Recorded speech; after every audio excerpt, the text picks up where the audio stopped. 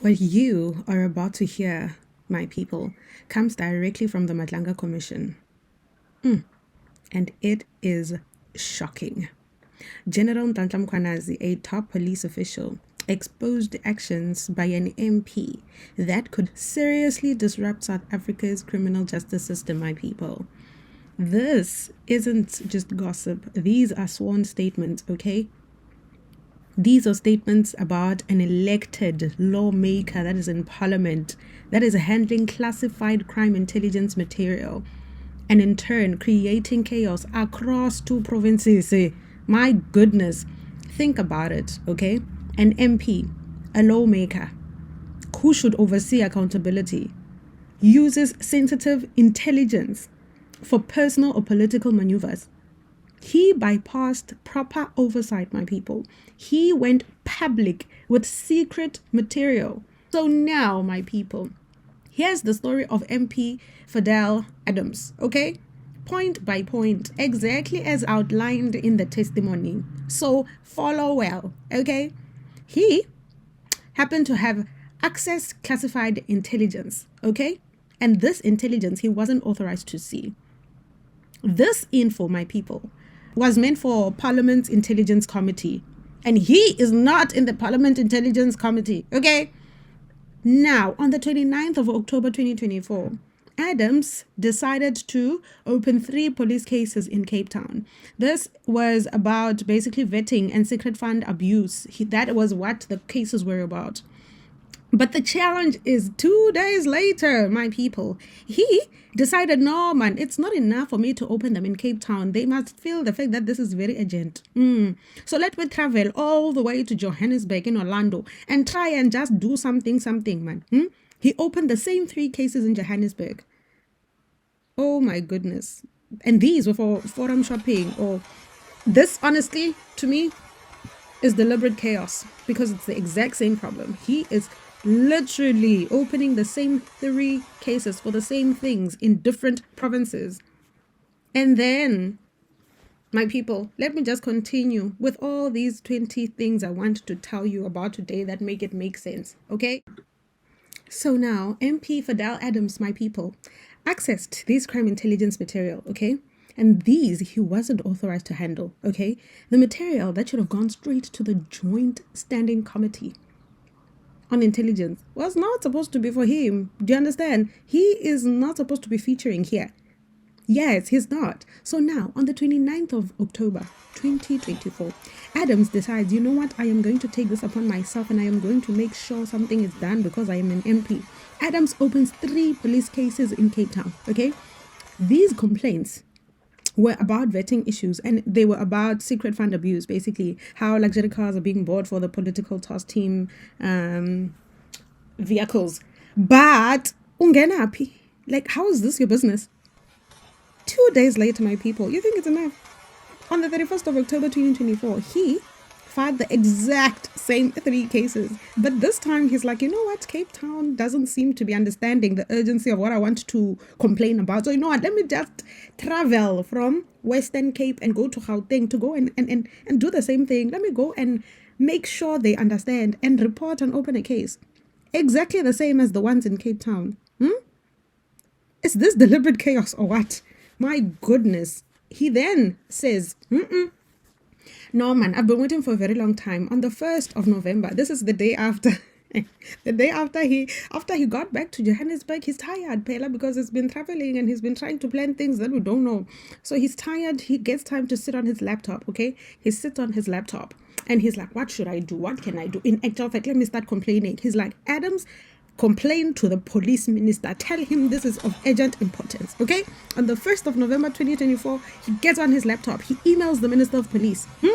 What does he say in that email? He is claiming that the dockets were intercepted and he demanded ministerial interventions. But the problem is, how, Adams, how are the dockets intercepted when they have not even been allocated to an investigator yet? You just opened them literally 3 days ago. Now you want a miracle because you are an MP.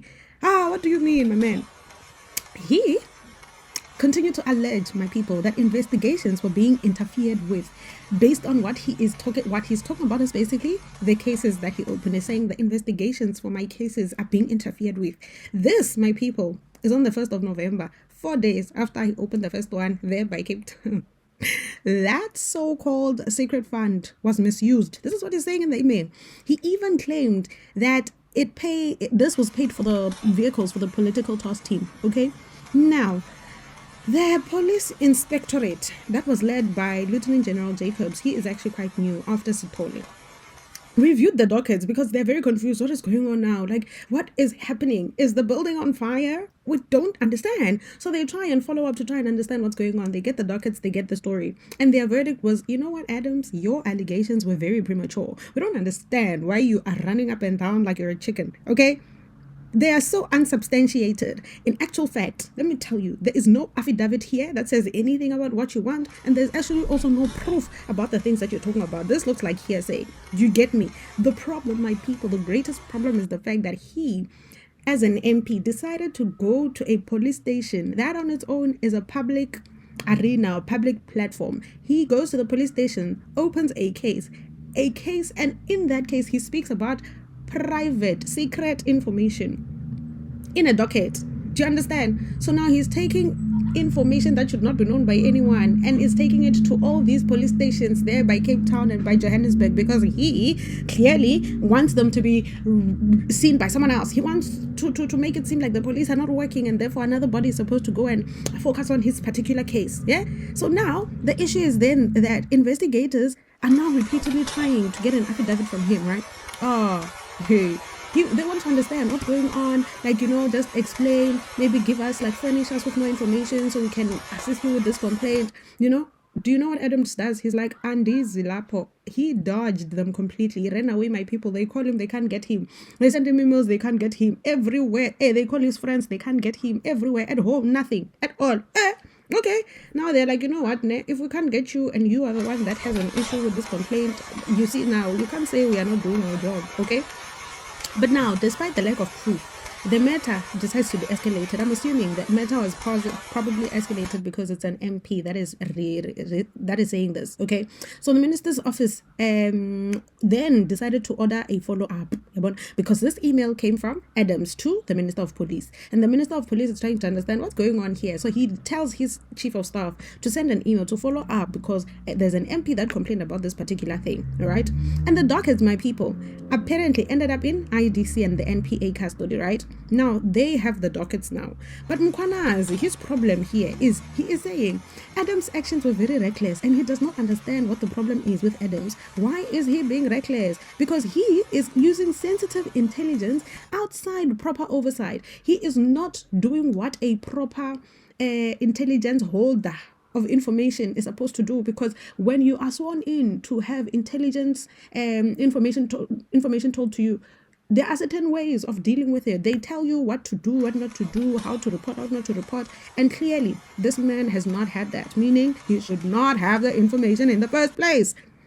And now he's exposing it publicly. My man, what are you trying to do? So now, his actions, unfortunately, my people, have a consequence. And what is the consequence? It disrupted a very sensitive crime intelligence operation, okay? It disrupted a serious operation that was basically going on. And at some point, you would sit and think, in actual fact, that's possibly what he wanted to do. He wanted to disrupt this operation so that there is derailment, basically. So the things he wants to accomplish are accomplished by another body. My people. What he did could have in actual fact jeopardized criminal justice processes. There is a reason why he is running around doing everything that he's doing, because clearly, my people, Adams has a lot of things that he is hiding. Now, Adams now becomes a very key node in this political and institutional interference, because we are seeing this firsthand, right? His complaints triggered a very bureaucratic frenzy, my people, despite being insufficient and maybe unsubstantiated. Because how do you move from one level to another, escalating it just because you were not responded to after 1 day or after 2 days? This is literally abuse of power, but at the same time, you are literally in a frenzy because we don't understand why you are panicking so much. How do you open identical cases in 2 different provinces within 48 hours. Is that even forum shopping or manipulation? Because I really don't understand. Guys, within 24 hours of filing this particular thing, he then decides to claim that the documents were intercepted. That is impossible. That is impossible, my people, because those cases weren't even allocated yet. Really, they were not. And now he is the one that is calling the political task team and saying, yeah, this is a private militia of the former Minister of Police, the people that are doing the political task team, the people that are working there are working for him. They are doing things that are to help him and assist him in whatever he's doing. That is not right, guys. These are explosive allegations. Do you understand that? And there is no proof for him. He literally opened dockets that have no affidavit and no proof. And when he's called, he runs away. So what do you mean? In actual fact, he personally challenged the appointment of the crime intelligence technical head outside of his parliamentary mandate, my people. He challenged it and said, that one, the crime intelligence one, is not the right one. He was not, he was not properly placed in this job. And at this point, we do know there is a case that is yet to continue, because we know that this case has a lot to do with Dumisani Khumalo, okay? And the brigadier that is 29 years old, that does not have experience. That is basically one of those. And now, when investigators are looking for him, he disappears. He dodges accountability. He is now undermining his own claims, and I don't understand what he wants them to do. But the most important thing is, I want you to understand who this man is. I know we are not our past, but it is important for us to know where you come from, so we understand the things you continue to do. We want to understand your behavior, because your behavior is not make sure, okay? He was born on the 14th of 1976. 14th of June, 1976, in Cape Town. Unfortunately, my people, he is a former drug addict, and he is also, I don't know if he's a former gangster, but he is a former drug addict and a former gangster. He is one of the people who have rebuilt his life as an activist. He was actually a tiler and he was a plumber, but today he finds himself being a politician standing up for people. Now, Adams, as you know him, he comes from a very tough background, and he managed to break through in parliament. Do you understand? Meaning, my assumption would be he is doing it for a right cause. He knows what he wants to achieve. He wants to assist even his colored brothers and sisters, because that is his target audience. Adams is the founder, my people, and he is the president of the National Colored Congress. It's like he is like the other guy from the PA. He is like Gayton McKenzie, but he has his own, his own party. Exactly. But now, within his party, my people, the challenge is he answers to no man. He answers to no one. So whatever he says and does is what he wants to say and do. No one's going to tell him nothing. Okay? No one's going to say to him, no. Everything he says and does is what he wants to do, which is a challenge. Because in 2022, my people, the regional leaders accused him of financial misconduct. You see what's going on? They were accusing him of verbal abuse. They accused him of corruption. And they accused him of disbanding committees unilaterally. Now, he has a very interesting past. A very, very interesting past. Meaning, whatever he's trying to close or fix is very important for him to fix, because it's something very dire. Do you understand? And in February 2025, my people, Adams happened to have posted a 9-minute rant on Facebook. The rant was so racist. Apparently, it was so sexist. Apparently, he was targeting a female DA politician and the Cape Town mayor. My people, he ended up going to the Parliamentary Ethics Committee, and unfortunately, this is where he was found guilty. You know what happened? He was then suspended for 15 days. He was suspended for 15 days, just for 15 days, for him to just go and have a holiday, His salary was docked. Well, maybe that would be a good thing. I don't know, but he was found guilty of misconduct. Yeah, and he was forced to apologize in actual fact. And he publicly, unfortunately, was embarrassed on national stage. Yes.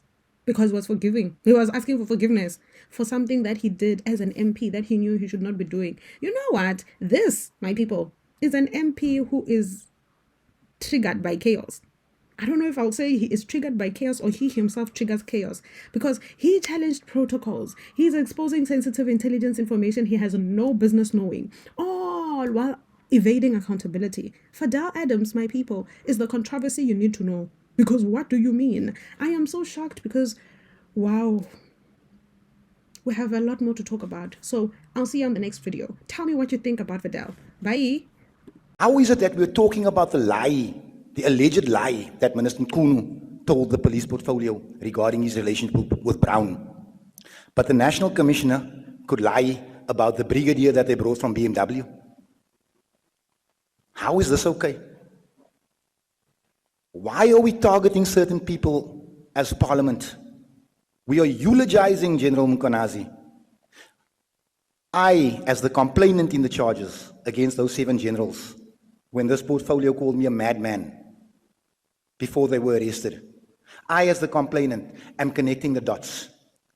That staged press conference with a general who now seeks additional protection, who had what looked like an armed militia behind him, it was a threat to this country. Let us call it what it is. He was trying to incite policemen to take action in the event of whatever it is that he knew was coming. Let me tell this committee what I suspect was coming. As the accounting officer for the South African Police Services, I suspect that the National Commissioner himself is up for arrest. And that press conference was nothing more than a preemptive move. And the country appears to have fallen for it. General Mkhwanazi must appear before this committee. The National Commissioner must appear before this committee. The IDAC must appear before this committee. General Kumalo, General Lushabo must come and sit in front of this committee. And I want to appeal and actually ask that we make it a recommendation that every member of this committee that has ever met with any law enforcement or investigative body or given them a statement or had a conversation must come clean and tell us what he said. I will be the first. I know Honorable James has had that conversation. I have a suspicion there are a few more other people that are hiding things within this committee. Now, in order to clean out the service, we must all be honest. We can't demand accountability from the boys in blue and hide things right here